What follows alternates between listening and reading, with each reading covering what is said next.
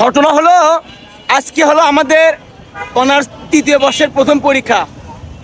তো আমি তো মোটামুটি ভালোই তো পড়াশোর ঠিক মতো পড়াশোনা করিনি। যাই হোক, এলাকার ছেলেগুলো পড়াশোনা করে দেয় না, খালি টাকাটাকি করে। তো আজকে যখন কোয়েশ্চেন পেপারটা পেলাম, অর্থাৎ প্রশ্নপত্রটা পাওয়ার পরে দেখলাম যে 2 থেকে 3টা কমন পড়ছে আমার 10-12টার মধ্যে, নাকি? তো তখন আমি ভাবলাম যে এখন কী করা যায়, এখন না লিখলে তো ফেল, আবার গরমও অত্যধিক। তো আমি একটা ট্রিক্স অবলম্বন করলাম।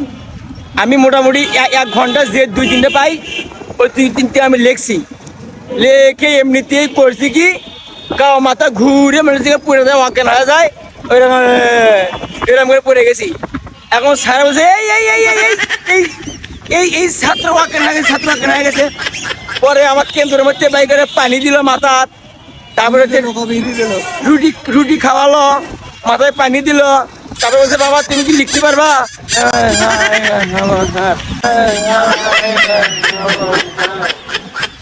তারপর দেখি ওই আমাদের কেন্দ্র হয়েছে রংপুর সরকারি কলেজ। তো ওই সরকারি কলেজের যে প্রিন্সিপাল, অর্থাৎ যে ওই কলেজের যিনি প্রধান, উনি আসলো, এসে আমাকে দেখলো। দেখে এখন তো আমি বুঝতে পারছি এখন কি হবে। এখন তো না লিখলেও পাস, কারণ প্রচন্ড গরমে ছাত্র অজ্ঞান হয়ে গেছে। আমি শুয়ে দেখে বলতেছি আল্লাহ খালি পাসটা করে দাও, আল্লাহ খালি পাসটা করে দাও।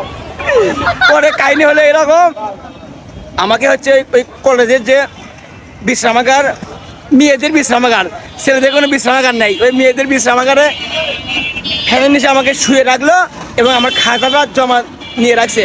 আমি 100% শিওর যে প্রিন্সিপাল অবশ্যই কোনো সিল স্বাক্ষর মারছে না যে এই ছাত্রটা লিখছে, কিন্তু ওই অতিরিক্ত গরমের তাপ দেওয়ার কারণে পুরোপুরি লিখতে পারিনি। অতএব আমি এই পরীক্ষায় ফিক্সিং করে পাস। কিন্তু এইরকম আর করা যাবে না, আজকে একটু কঠিন পরীক্ষা ছিল। যাই হোক, আজকে এরকম অজ্ঞান হবে বিভিন্ন করে পাসটা করছি। বন্ধু তোমরা কি বলো, আমি এই কাজটা কি ভুল করছি না সঠিক করছি? আলহামদুলিল্লাহ। হ্যাঁ, তো পরবর্তীতে আমি আরো নতুন নতুন কিছু পদ্ধতি অবলম্বন করবো ইনশাল্লাহ, যেন কঠিন পরীক্ষাতে আমি পাস করতে পারি। ধন্যবাদ।